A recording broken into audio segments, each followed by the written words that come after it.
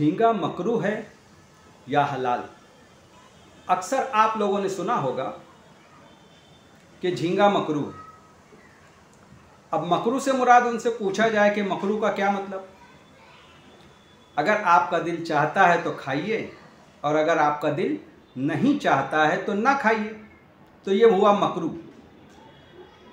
इन लोगों से जब पूछा जाए कि क्या कुरान में झींगे का यही हुक्म है, क्या कुरान कहता है कि झींगा मकरूह है। अगर उन्हीं आलिमों को जो लोग कहते हैं कि झींगा मकरूह है, अगर आप झींगे की बिरयानी उनके लिए बना के दावत करेंगे तो वो शौक़ से खाएंगे। वो ये नहीं कहेंगे कि झींगा तो मकरूह है, मैं नहीं खाता। या आप लोगों ने किसी भी शख्स को जिसके सामने झींगा पेश किया जाए, क्या वो कभी मना करता है? हर आदमी शौक़ से खाता है। किसी ने झींगे को मना नहीं किया। आइए कुरान की आयत क्या कहती है। अल्लाह ताला कहता है सूरह मायदा आयत नंबर 96, तुम्हारे लिए समंदर का शिकार हलाल किया गया है। अब इस आयत के एक छोटे से टुकड़े को समझिएगा कि अल्लाह ताला कह रहा है कि तुम्हारे लिए समंदर का शिकार हलाल किया गया है। जो भी जानदार समंदर में रहता है और समंदर के बाहर निकालने पर, यानी पानी के बाहर निकालने पर अगर वो जानदार मर जाता है, अल्लाह कह रहा है तुम्हारे लिए समंदर का शिकार हलाल। अब आपने कभी मछली को ज़मीन पर चलते हुए देखा है? कभी आपने झींगे को ज़मीन पर चलते हुए देखा है?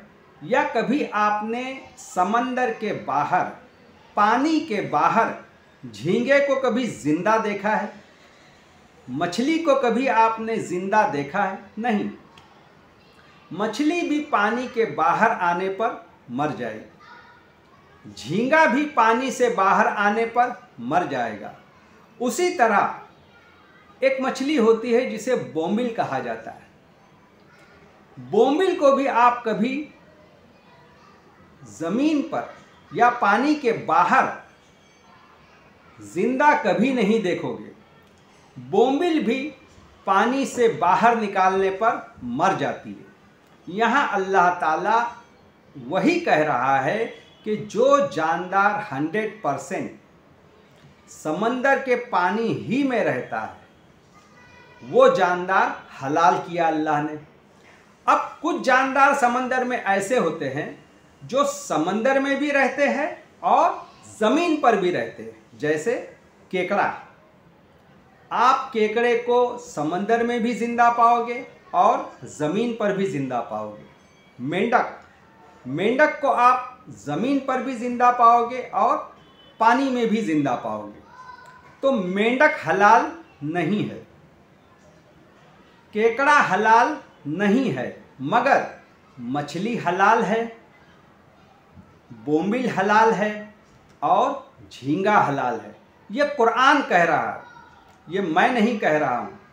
हुजूर सल्लल्लाहु अलैहि वसल्लम कुरान की आयत पेश करते थे।